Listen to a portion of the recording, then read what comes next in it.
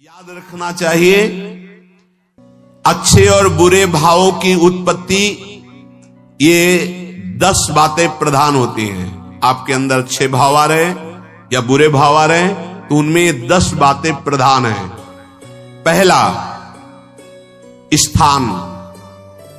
आप कहां बैठे हैं, कहां रह रहे हैं, किस जगह खड़े हैं, आपको स्थान देख करके ही बर्ताव में उतरना है।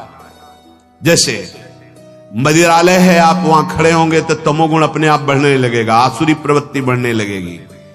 ऐसे ऐसे जिस स्थान पर खड़े होने से, देखने से, बात करने से हमारी वृत्ति बिगड़ रही, उस स्थान का तत्काल त्याग कर देना चाहिए, वहां से हट जाना चाहिए। पहला है स्थान।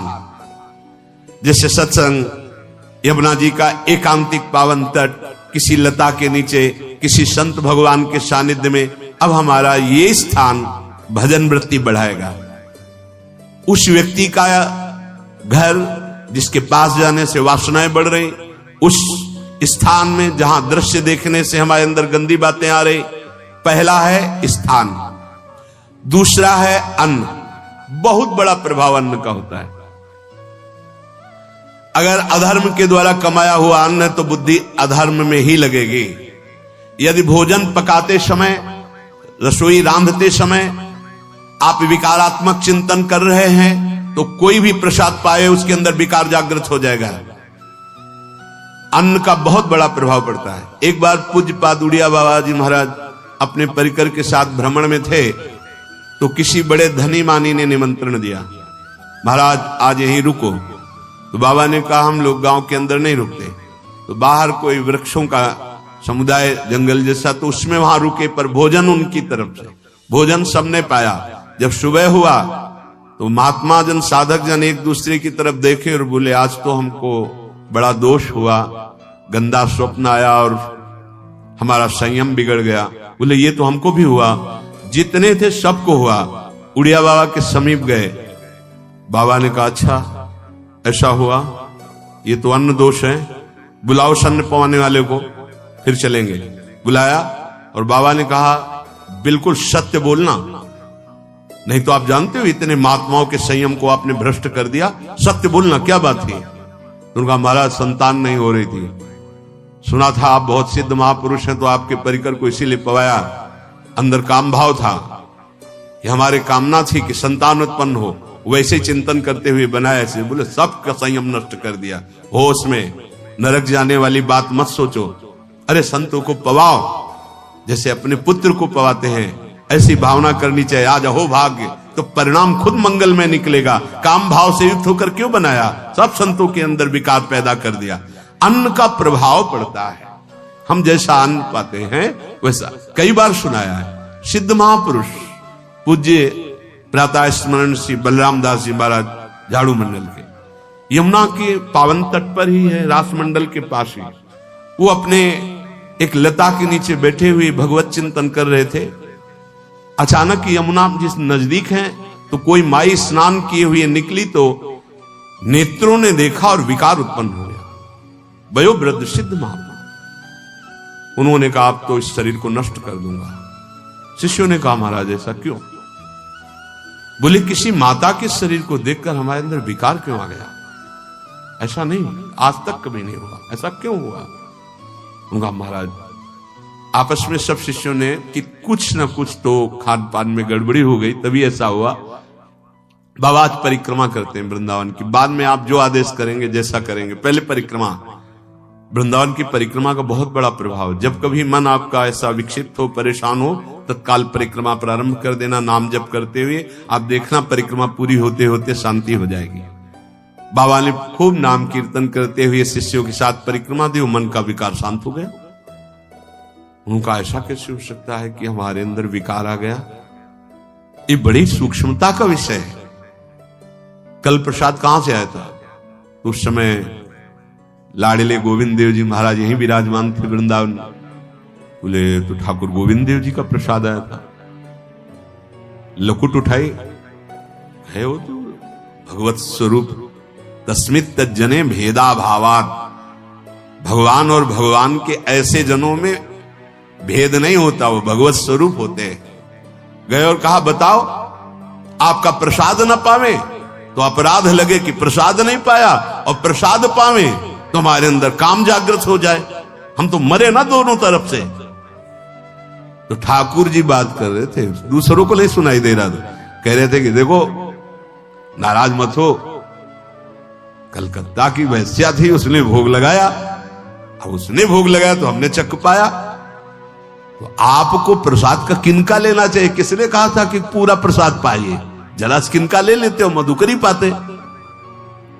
हाँ ये बात आपकी मान, तो हमारा तो पूरा विश्व है, कोई भी भोग लगाएगा हम तो पाएंगे। हमारे प्रसाद की निष्ठा आप सबके हृदय में, तो किनका लीजिए, पूरा मत पाइए। सोचिए, भगवत अर्पित प्रसाद और वृत्ति भगवान ने आदेश किया किनका पाओ, माधुकरी मांग के खाओ। यहां वर्णन कर रहे, यदि हम अन्न थोड़ा भी हमारे अंदर दूषित चला गया, तो जब कभी ऐसी विकार की भावना हो, आपके अंदर विकार बन रहा है, तो खोजिए। आपने कोई दृश्य देखा है, आपने किसी से बात की है, आपने कोई ऐसा संकल्प बनाया, नहीं, तो फिर भोजन दोष आ गया, अब आज उपवास कर दो। जब तक वो वृत्ति न नष्ट हो तब तक कुछ मत पाना, जल से काम चलाना, तो एक दिन एक पहर अपने आप शांत हो जाएगा। अगर बहुत विकलता हो रही तो नाम कीर्तन शुरू कर दो, भोजन मत पाना, नाम कीर्तन शुरू, बिल्कुल शांति मिल जाएगी, बिल्कुल। और ये तो उदाहरण महापुरुष इसलिए देते कि हम सावधान रहें। हमारे अच्छे भाव या बुरे भाव में ये 10 बातें बहुत प्रभाव डालती हैं। पहला स्थान, दूसरा अन्न, और तीसरा जल। पानी भी बहुत संभाल के, नहीं आजकल तो देखो प्रायः ऐसे दांत से प्लास्टिक नोचेंगे, ऐसे पानी पिएंगे, कब भरी गई, कहां भरी गई, कैसा पानी, बड़ा देखो कैसा हमारे भजन साधन के लिए विक्षेप पैदा होता चला जा रहा है। पहले सुंदर सरोवरों का जल, मतलब 15 वर्ष तो गंगा जल ही केवल पिया है, जो आकाशवृत्ति से मिला नहीं, गंगा जल ही पिया है। कुआं का जल, फिर आया हैंडपैप का जल, अपवित्र होने लगा। हैंडपैप में जो वाशर, अगर वो कहीं चमड़े का पड़ा हुआ है तो अपवित्र जल हो गया। अब हैंडपैप का भी अंतर ध्यान स्वरूप हो गया, अब तो नहीं दिखाई देता। अब रह गया है मोटर से निकले और फिल्टर में जाए, वो मशीन जो फिल्टर करती पानी को, आरओ, उससे। अब वो जिनके पास है तो है, नहीं तो परिक्रमा लगाया हो, आपको पानी पीने को नहीं मिलेगा। देखो कैसा समय आ गया। भोजन, पहले कोई दगाबाजी भोजन में तो नहीं करता था। गांव में जब जिसके यहां दूध बेचा जाता था ना, उसको बहुत लघु दृष्टि से देखा है, गाय माए एक बराबर होती है, ये दूध बेचता है। 10-5 किलो मठा तो आप ऐसे मांग के ले सकते थे, अगर अड़ोस पड़ोस में वो मठा मिल जाएगा। जब कोई उत्सव होता, फ्री दूध 100-200 500 किलो पूरे गांव के सब दे देते, कोई ऐसे बेचता था। अब दूध नहीं, जब बूढ़े लोग बैठते थे कहते थे पानी बिकेगा आगे चल के। आज पानी बिक रहा है, नहीं बिक रहा, पानी बिक रहा है। हमें लगता है सबको ही पैसे से ही पानी है, वो बोतलें नीली नीली नहीं, इतनी बड़ी बड़ी बिकती, उन्हीं से पानी पिया जा रहा है। आगे और समय जल का प्रभाव पड़ता है। जैसे हम गंगा जल पीते थे, सही कहते हैं, कई दिन जब भोजन नहीं मिलता तो पूरी पौष्टिकता गंगा जल से मिलती थी। गंगा माता के जल से ऐसा लगता था मानो हम परम पावन अमृत पान कर रहे हैं, सारी पौष्टिकता मिलती थी। कुएं का जल अपने आप में पौष्टिकता से युक्त होता है, जो हमें चाहिए। आज देखो जल की समस्या हो गई, पवित्र जल पीने के लिए हम तरस रहे। कहां है जल और कैसे मिलेगा जल? या तो आप पैसे वाले हो तो आप खरीद करके पीजिए, नहीं तो अब वो जल नहीं रह गया कि कुएं से निकाला पी लिया या सरोवर से पी लिया, या कैसा दुर्भाग्य है। जल का बहुत बड़ा योग है साधना में। जैसे स्थान का तो परम पावन वृंदावन धाम, अन्न का तो अब हम भगवत प्रसाद पाते हैं, जल का बहुत बड़ा योग है। आज दूषित होता चला जा रहा है, क्योंकि अब हाथ की बात नहीं रह गई है कि आप सुंदर कुआं से जल लें या सरोवर से जल लें या आप नदी से जल लें। हाँ, स्वामी जी के लिए लिखा हुआ है कि रोज यमुना स्नान और रोज यमुना जल ही पान। हमारे वृंदावन के समस्त भगवत स्वरूपों का स्नान यमुना जल से ही होता था, हो रहा है और होता ही रहेगा। बिहारी जी के लिए आज भी कलश में भरकर यमुना जल ही जाता है। वो कपड़ा से ऐसे ढक के जब हम 2 बजे परिक्रमा देते थे तो एक महाभागवत है, वो किसी को छूते नहीं, दूर से कहते छूना मत, बिहारी जी के लिए जल जा रहा है स्नान के लिए बिहारी जी का। फिर चौथा है आपका परिकर, जहां पर रह रहे हैं वो समुदाय, चाहे परिवार हो या आप समुदाय, वो कैसा है, रजोगुणी है, तमोगुणी है, सतोगुणी है या त्रिगुणातीत भागवतिक है, उसका प्रभाव पड़ेगा। पांचवा है आपका पड़ोस, आसपास वाले घर, जैसा है वैसा प्रभाव पड़ेगा आपके ऊपर। पड़ोस निंदनीय है तो बंधन से युक्त होना पड़ेगा। लंका के पड़ोस में रहने के कारण अगाध महिमा वाले समुद्र को बांध दिया गया, रघुनाथ जी ने पुल बांधा और दंड देने के लिए तैयार हो गए थे सरकार, अग्निबाण संधान कर लिया था, पड़ोस के कारण ही तो ना, पड़ोसी रावण था। इसीलिए आस पड़ोस का बड़ा प्रभाव पड़ता है। फिर अगला है दृश्य, इस पे बहुत सावधानी की जरूरत है। ये मोबाइल भगवान चल गए हैं, बहुत विस्तार से चल गए हैं, अब कोई छोटा मोबाइल रखना नहीं चाहता, सब वो स्क्रीन वाला रखना चाहते, टच मोबाइल। दृश्य से बचो, बच्चों, जवानों, बूढ़ों, सबकी वृत्ति जो माया आकर्षित करती, जो दृश्य हम देखने के लिए अंदर से उल्लसित है, वो मोबाइल में सब है, चाहे भागवतिक और चाहे सांसारिक। तो भाई देख लो, गुण दोष में संसार है, अगर आप दोष ग्रहण करना चाहते हो तो दोष ले लो, गुण तो गुण। बहुत बहुत खतरनाक विषय है और बहुत लाभदायक विषय है। किसी संत की वाणी एक बार समझ में नहीं आई, अगर हम 10 बार सुने तो समझ में आ जाएगी, ये लाभदायक है। कभी कोई किसी से बात करनी, पहले जाए तो पोस्ट कार्ड चलते थे, एक कार्ड, वो 15 पैसे का इतना बड़ा वाला आता था, 25 पैसे का बंद वाला लिफाफे में आता था, नीले नीले कागज का 15 पैसे वाला कार्ड, उसमें चिट्ठी जाती थी महीनों में। कभी यहां 1 मिनट में अमेरिका से बात कर लो, कितनी बढ़िया बात हो गई। उसका दुरुपयोग ना करो। अब हमारी इतनी चंचल वृत्ति है कि दुरुपयोग करने के लिए उत्साह बढ़ जाता है। बोले अब सब काम हो गया है, अब एकांत सेवन कर रहे हैं, अंदर से सिटकिनी बंद और मोबाइल भगवान का संग शुरू। 2-4 मिनट सत्संग और अच्छे दृश्य देखे, फिर बगले में वहां सब होता है कि आप बस उसको ऑन कीजिए, फिर जो मनोरंजन शुरू होता है, फिर उपासक मिटिया मेट हो जाता है। ये बहुत सावधानी की बात कह रहे हैं। वैसे हमें लगता है यदि आप कोई बड़े कार्य वाले ना हो तो छोटा मोबाइल रखे तो अच्छा रहता है। तो इसलिए ये एक ऐसा कलयुग भगवान ने रचा है कि बचा पाना बड़ा मुश्किल है। इससे वृत्ति को बचाओ, जो बचा ले गया वो आगे साधना कर सकता है। बहुत सावधान बच्चों। हमें लगता है यदि आपका मन चंचल हो, आपके शासन में ना हो, तो स्क्रीन वाला मोबाइल अपने माता पिता को दे देना चाहिए। और हम कहते रखो, छोटा वाला रखो, कभी कोई आपत्ति विपत्ति या सूचना देनी हो, बढ़िया काम करता है। जरूरी नहीं है इतना बड़ा लेके चलना। हाँ, अगर आपको बहुत राजकीय विभाग के कार्य हैं तो बात अलग है कि कौन सी सामान कहां कैसे, तो वहां से वीडियो भेज रहा है, वो चेक कर रहा है, यस हाँ ठीक है अब चलाओ। अपने को क्या काम है? सत्संग अगर सुनना है तो सत्संग सुनने के अलग यंत्र आते हैं, चला दे उसमें, वो इतनी बड़ी लगती है उसमें, चिप, पेन ड्राइव ऐसे लगा दो और सत्संग सुनो। जरूरी वो दृश्य वाला रखो। यहां कहने दृश्य, अगर गलत दृश्य देखा तो बावरे बन जाओगे और अच्छा दृश्य देखा तो भगवान के मार्ग के पथिक बनोगे। तो देखो, अच्छे दृश्य में भी दोष दर्शन की वृत्ति की गुंजाइश है।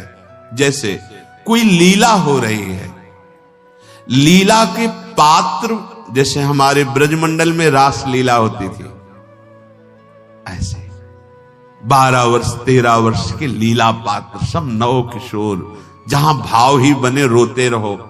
अब वहां बड़े बड़े लीला पात्र हैं, अगर हमारी भावना शासन में नहीं है तो वहां हम अंग प्रत्यंग के दर्शन से हमारी हाव भाव वहां जो हो रहा है उससे हमारी वृत्तियां बिगड़ जाएं। जब छोटे छोटे लाडली लाल परस्पर खेलते हैं तो केवल आशीर्वाद देने को, रोने का मन होता है।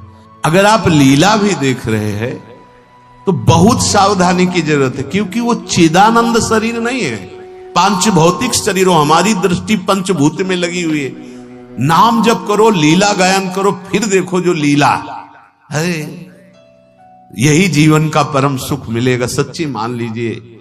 बस हम बार बार ये कहते हैं, मोबाइल का सदुपयोग कीजिए, दुरुपयोग नहीं। मोबाइल बुरा नहीं, उसका प्रयोग बुरा है।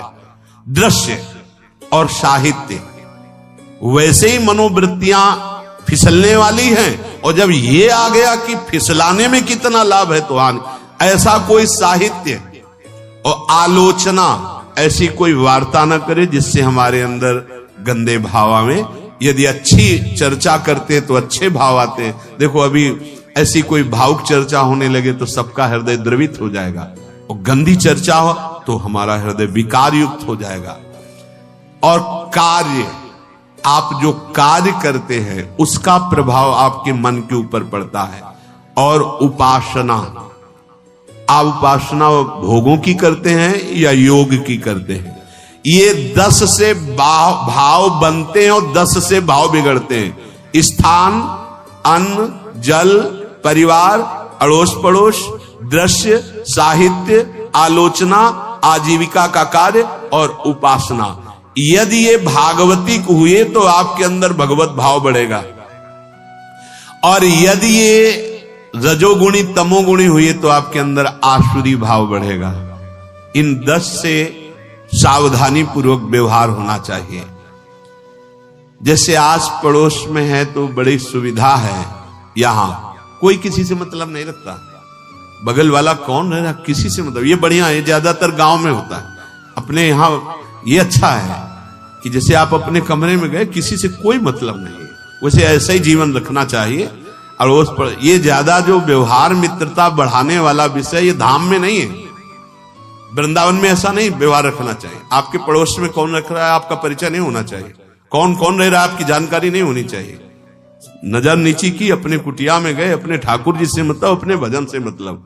ना पड़ोसी को कुछ देना चाहिए ना लेना चाहिए। बात समझ लेना कि जैसे आज उत्सव है, उनको हम बुलाते हैं, वो हमारे यहाँ, ये व्यवहार यहाँ नहीं है। बनवासी हो, ठाकुर का भोग लगाया, और अगर आपको बांटना है तो बाहर निकलो, आधा किलोमीटर दूर ऐसी जगह बांटो जो तुम्हें राधे श्याम दोबारा ना बोले, फिर वो तुम्हें बुलाएगा, फिर वो बैठेगा, फिर प्रपंच की बातें होंगी, निंदा स्तुति की होंगी, फिर बड़ी संगोष्ठी होती है, पता चलता है। क्या फायदा ऐसे जीवन से? आप वनवासी हो, समय एकांत में दीजिए, अपनी कुटिया में बैठिए, नाम जप कीजिए, निकलिए, सत्संग सुनिए, ठाकुर दर्शन कीजिए, परिक्रमा कीजिए, फिर अपनी कुटिया में। ज्यादा व्यवहार में नहीं उतरना चाहिए, ये वनवास है, वृंदावनवास। सत्संग का सेवन, रजोगुण तमोगुण का त्याग, तो दुष्संग से आप बच जाएंगे।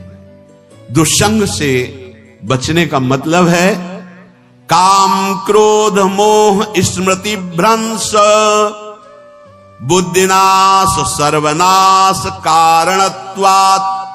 देवर्षि नारद जी कहते हैं, अगर दुष्संग का त्याग हो गया तो आप काम का, क्रोध का, मोह का, जो हमारी भगवत स्मृति का नाश कर देते हैं, जो हमारी बुद्धि का नाश कर देते हैं, जो हमारे सर्वनाश करने वाले हैं, इनका त्याग कर पाएंगे। कुसंग अगर हो गया तो इनका त्याग नहीं हो सकता, बहुत कठिन हो जाता है। भगवत संबंधी तत्वबोध होना या भगवत रहस्य लीला में प्रवेश पाना, जो अपनी इंद्रियों को भोगों में तृप्ति कराने की कोशिश कर रहे हैं, उनका चिंतन भोगों का ही होगा। तो कैसे तत्वबोध होगा, कैसे लीला में प्रवेश होगा, बस ध्यान देना है, कैसे हो पाएगा? क्योंकि जिस चित्त वृत्ति से भगवदाकार हमें वृत्ति करनी थी, वो तो हमने भोगों के चिंतन में लगा दी, भोग क्रियाओं में लगा दी। एक स्थिति होती है जब आपकी चित्त वृत्ति भगवदाकार हो गई है, तो व्यवहार में रहते हुए भी विषयान ग्रहणंत मुंचंतु वा, खान पान उठना बैठना है, सब बाहरी क्रियाएं हो रही हैं, अंतर से वो अपने आराध्य देव में सदैव स्थित रहता है।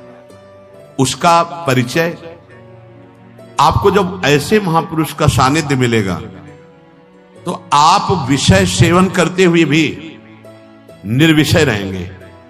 आपके अंदर विषयों की प्रियता नहीं रह जाएगी, आपके अंदर एक प्रबल वैराग्य ऐसी धारणा बन जाएगी, कुछ नहीं, कोई भी तुम्हें प्रभावित नहीं कर सकता। यद्यपि खान पान हर्ष आदि की सब व्यवहारिक वृत्तियां हैं, पर उस महापुरुष का प्रभाव ऐसा होगा कि आपका हृदय निर्विकार हो जाएगा।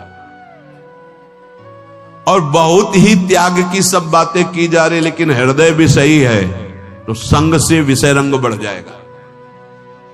ये देखा गया। हृदय अगर निष्प्रिय है, जिसका हम संग कह रहे हैं, तो उसका परिणाम निष्प्रिय निकलेगा।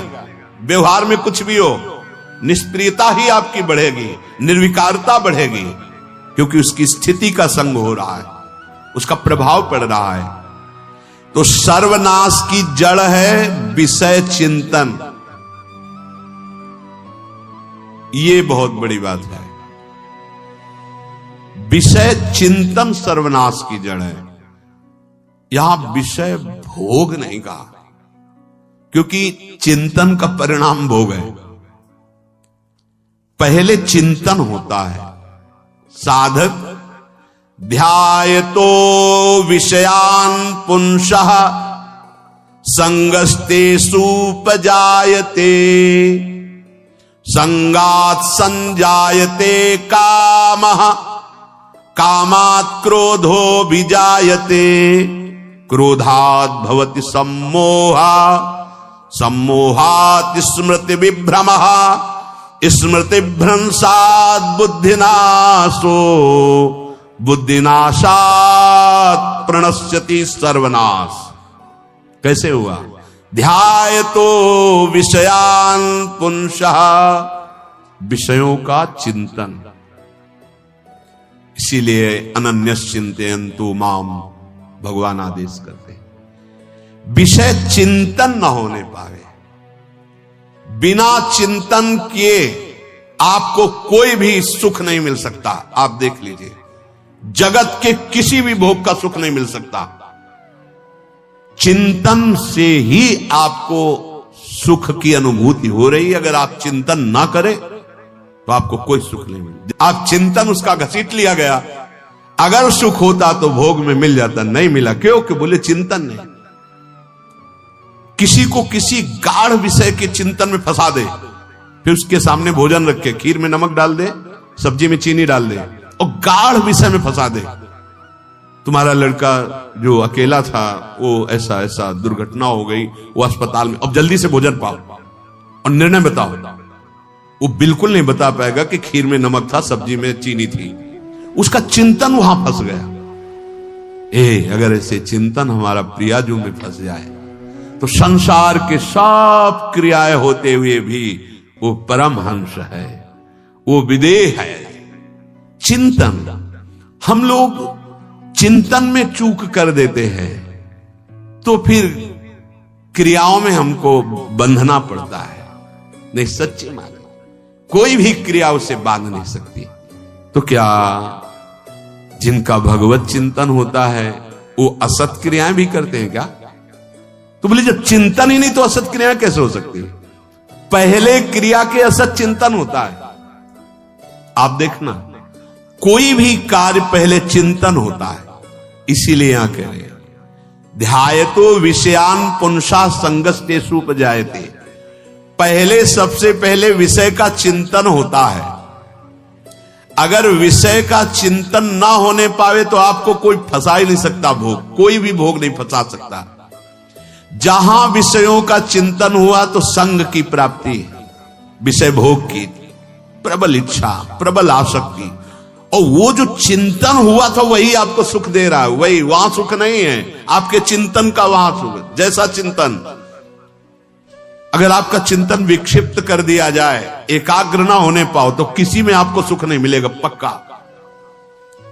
अगर वही चिंतन सावई मना कृष्ण पदार विंदे हो तो कोई सुख है। गोपी जनों के पति भी हैं, पुत्र भी हैं, पूरे परिवार की सेवा करते हैं, और बड़े बड़े परमहंस उनकी चरण रज वंदना करते हैं। क्यों?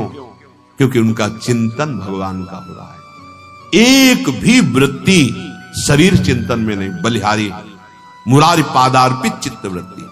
विषयों के चिंतन से विषयों में आसक्ति पैदा होती है।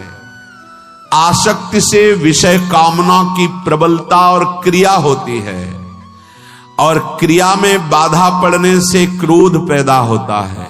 क्रोध से मूढ़ता छाती है, मूढ़ता से स्मृति भ्रमित हो जाती है, स्मृति भ्रंश से बुद्धिनाश होता है, और बुद्धिनाश ही सर्वनाश है। इसलिए चित्त का निरंतर अधिक समय तक सावधानी पूर्वक भगवन नाम में, भगवत लीला में, आप सब भगवत कृपा पात्र जन है, चिंतन न बिगड़ने पाए। होता क्या है कि क्रिया से तो हम सावधान है, समाज है, क्रिया से तो हम सावधान, क्योंकि समाज भी है, व्यवहार भी है सामने, लेकिन चिंतन तो कोई नहीं जान रहा ना, अंदर ही अंदर हम क्या चिंतन कर रहे हैं। तो साधक चूक कर बैठता है। देखो, बाहर चूक होगी तो उसका प्रायश्चित हो ही जाएगा, चार लोग निंदा करेंगे, पिटोगे, अपमानित होगे, प्रायश्चित। लेकिन अंदर जो हमारा गलत चिंतन हो रहा, पूरा का पूरा अंदर हृदय मलिन कर देगा, हमें उस बात का प्रायश्चित भी नहीं होगा, हमें जलन भी नहीं होगी कि हम गलत चिंतन कर रहे हैं, क्योंकि सावधान नहीं है। खास बात साधना में चिंतन संभालने की है। काम क्रोध मोह स्मृति भ्रंश बुद्धिनाश सर्वनाश कारणत्वात्, देवर्षि नारद जी कह रहे हैं। चित्त का जहां अधिक चिंतन होता है वही हमारी तन्मयता बन जाती है, वही हमारा स्वरूप होने लगता है।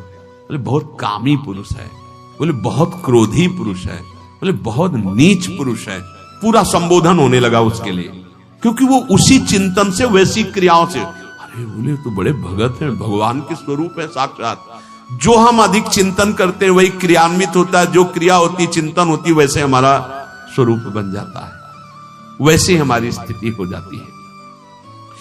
सांसारिक विषयों और विषयी पुरुषों का शरीर संग, वाणी संग, मन के द्वारा संग, ये आपके अंदर विषय चिंतन बढ़ा देगा, विषय क्रियाओं में लगा देगा। इसलिए बहुत सावधान। विषय में कोई ताकत नहीं है, विषयासक्ति दुर्गति कर देती है। एक बार देवर्षि नारद जी जनक जी से कहा कि आप विदेह राज कैसे है, पत्नी भी है, परिवार भी है, सब वैभव भी है, वो आप एक राजा होते हुए विदेह राज।